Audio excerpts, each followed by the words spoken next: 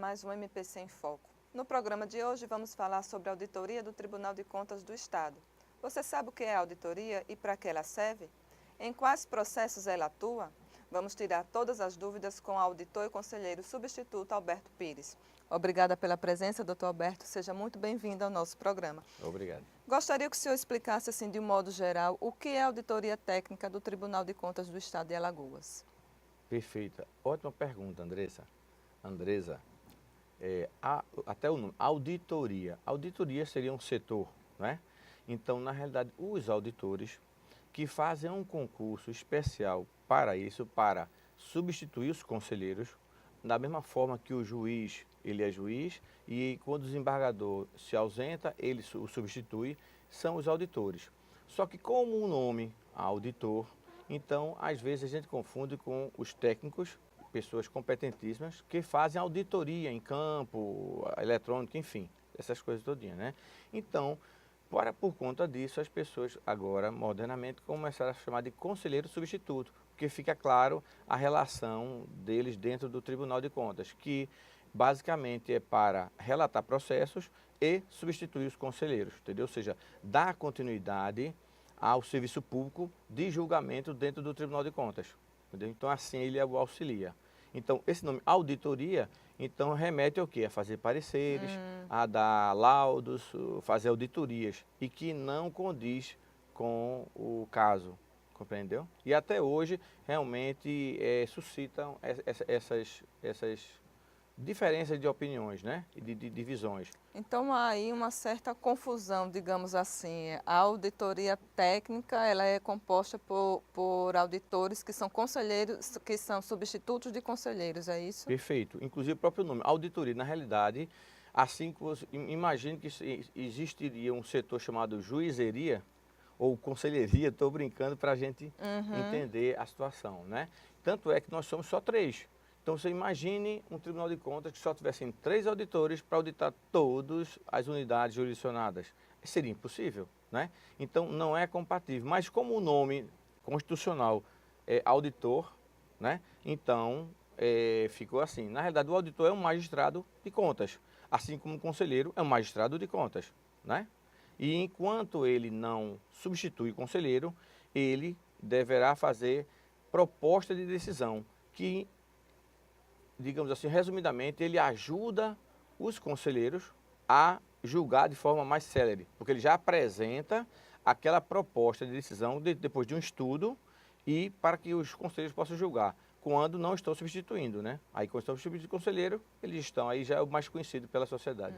Então o papel da auditoria é também relatar processos.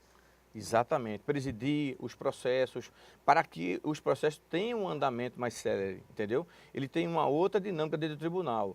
E os auditores de controle externo, ou técnicos de controle externo, ou analistas de controle externo, são vários nomes, são aqueles profissionais que são para fazer auditoria, relatório, assim por diante.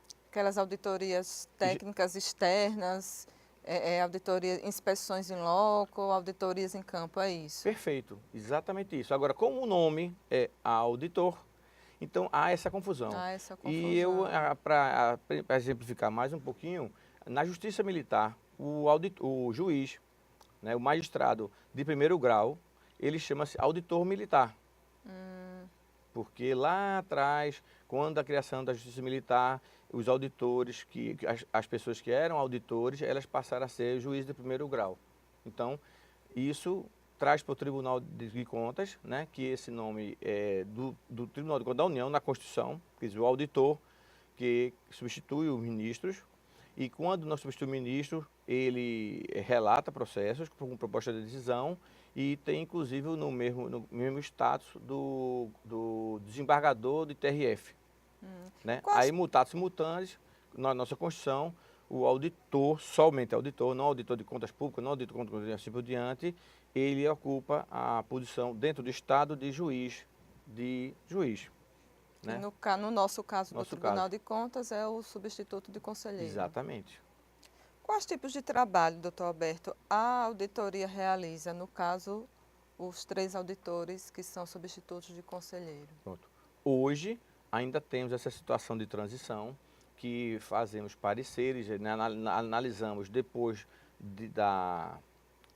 das diretorias técnicas, né, os auditores de fato, que aqui chama-se de analista de controle ou técnico de controle, depois de feito relatório, de feito a instrução processual, aí nós ainda damos mais um parecer, né, técnico, mas que isso é um desvio de função, né, por enquanto ainda fazemos isso, mas já está em andamento aqui as propostas de normatização do que a Constituição diz, atribuições de judicatura, né, que por exemplo, o juiz não dá parecer, ele não instrui processo, ele despacha, talvez é um despacho, ele dá uma decisão interlocutória e sentencia, né?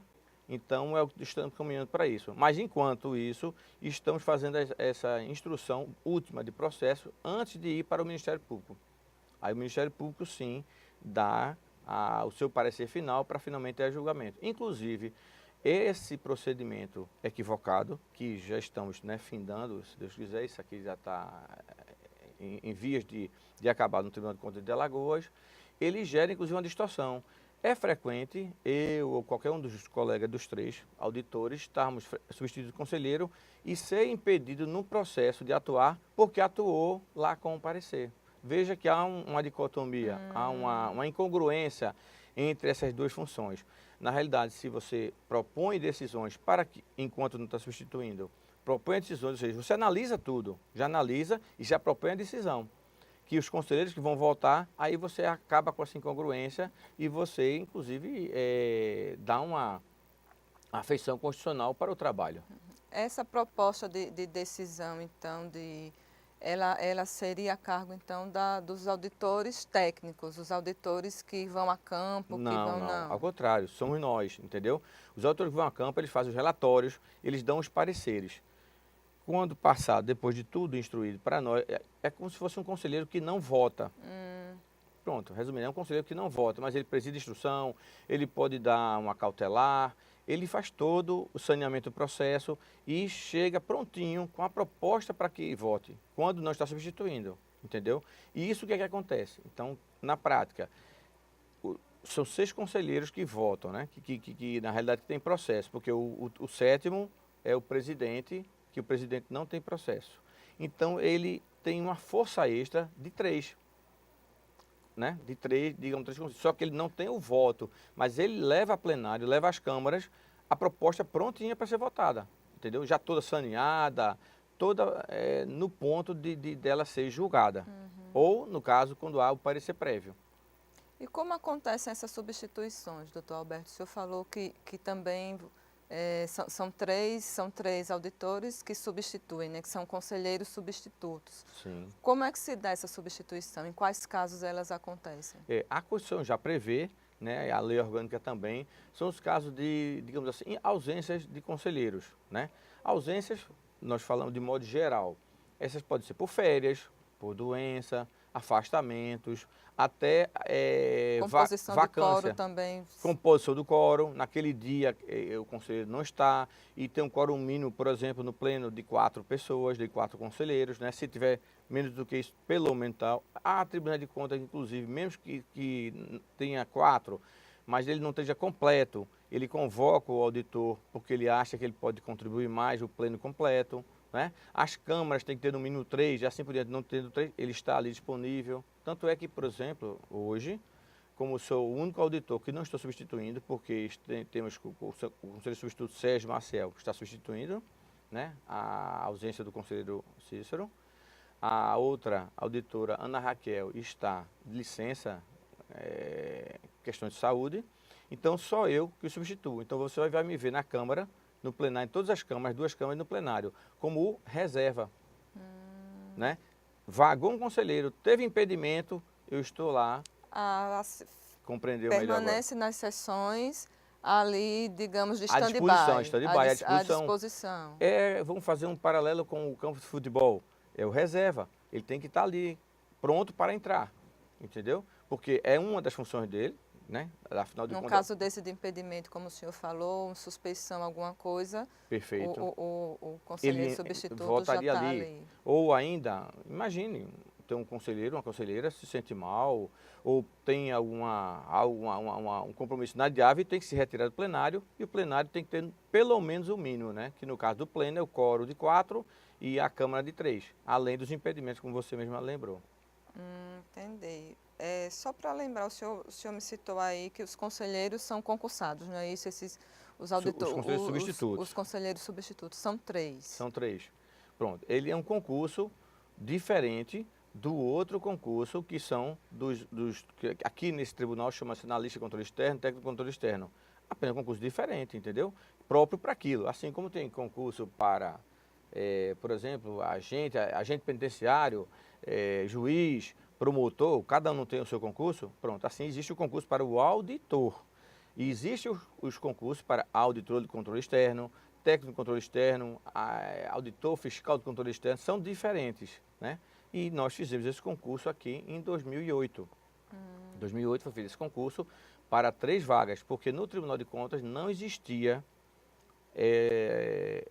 existia o cargo, mas não existia a lotação dele, né? Não tinha nenhum auditor de fato. Assim como também não tinha os membros do Ministério Público. Então, no mesmo concurso. Foram feitos os membros do Ministério Público, 6, não é isso? 7. 7. São 7 membros do Ministério Público, 3 auditores, uma bibliotecária, eu acho que, salvo engano, 3 técnicos de TI, de tecnologia de informação.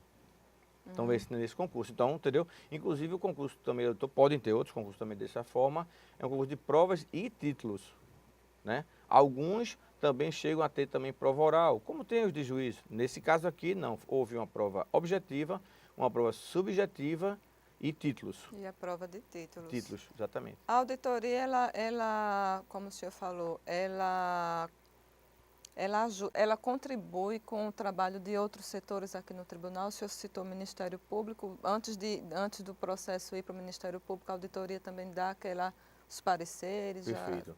Andressa, vou aproveitar. É o que nós estamos, lógico, aqui dentro do nosso tribunal tem o nome auditoria. Na realidade seria o correto, o gabinete do auditor A, gabinete do auditor B, gabinete C, entendeu? Assim como tem o gabinete dos conselheiros, certo? Por quê? Porque ele não é um setor. Porque, tanto é que essa visão equivocada de um setor, né, e não como um julgador monocrático, né, ela leva a isso aí, a auditoria. E, inclusive, tem aqui, também equivocadamente, a figura do auditor-chefe. Assim como, por exemplo, no fórum, não tem o juiz-chefe, entendeu? Existe o juiz, que é o administrador, digamos, que responde pela administração e tudo mais. Ele não é chefe dos outros juízes, entendeu? Então, entre nós, assim como os conselheiros, não tem um conselheiro-chefe, né? Então, a auditoria, na realidade, leia-se gabinete do auditor A, gabinete do auditor B ou C, assim por diante, entendeu? Entendi. Nada, não é problema de egos, não é nada de ego, mas coisa... sim de colocar as coisas como elas são. Inclusive, vou dar um exemplo lógico para você. Você tem uma instrução técnica, vão os nossos colegas, os analistas, no caso aqui chama-se analista de contas, vão a campo ou mesmo fazem levantamentos, fazem relatórios e dão seus pareceres. Aí vamos nós de novo, damos outro parecer dentro da mesma área. Vem o Ministério Público e finalmente dá o parecer jurídico e tal. Então veja que há uma duplicidade de esforço nesse sentido, né? Então inclusive não é lógico. Você vê que está incongruente com a realidade, né? Inclusive, no Brasil, são 27 tribunais de contas. Apenas 3 tribunais de contas ainda não estão nesse modelo que eu lhe falei, do gabinete dos auditores, de auditor a gabinete definido. Ou seja, não faz relatoria. Somente Alagoas, Tribunal de Contas do município de São Paulo, e acho que Tribunal de Contas do Mato Grosso do Sul, salvo engano. Aí são pouquíssimos aí para se adequar. Todos os outros já se adequaram, entendeu? Normas, né? Exatamente, porque na realidade é uma norma constitucional. E você veja que, assim, a nossa cultura... Tem alguma previsão, doutor Alberto, de em quanto tempo isso deva ser já resolvido? Eu realmente não posso, porque não depende específico só de mim. Aqui é um tribunal, então você tem 7 conselheiros, né? Você tem o Ministério Público, você tem os técnicos, tudo isso. Então, mas no momento, estamos ultimando, né, os normativos para submeter, logicamente, ao pleno, né, aos conselheiros, à nossa presidente, para que seja votado e assim nós consigamos fazer com que esse modelo constitucional seja implementado aqui. Inclusive, a própria Tricom, que chama-se a Associação dos Tribunais de Contas, que reúne os membros, vejam, inclusive, a própria Tricom, a Associação dos Membros do Tribunal de Contas, elas congregam conselheiros e conselheiros substitutos. Então, você vê que nós somos membros desta área, né? Não separa, né? Tudo junto. Nesse momento, mas logicamente, conselheiro é conselheiro, auditor é auditor. Tanto é, inclusive, que existe uma das vagas, né, dentro dos conselheiros, que é uma vaga para os auditores. Então, se existe a vaga e tem uma lista tríplice, que é desse grupo de é desse auditores grupo, aqui, assim como tem a lista tríplice do Ministério Público, então não é a mesma coisa, claro, mas no que concerne lá na base, em presidir o processo, sanear e dar todo o andamento processual, vem na mesma coisa, porque é a questão da judicatura. Mas, logicamente, estão os conselheiros, né, no outro nível. Doutor Alberto, muitíssimo obrigada pelas explicações, pelos esclarecimentos. Foi muito importante aqui para o nosso programa. E até uma próxima oportunidade. Obrigado, Andressa. O MPC em Foco desta semana está chegando ao fim. Acompanhe também o Ministério Público de Contas nas nossas redes sociais no Facebook, Twitter, Instagram e também no YouTube e no nosso site www.mpc.al.gov.br. Até a próxima semana.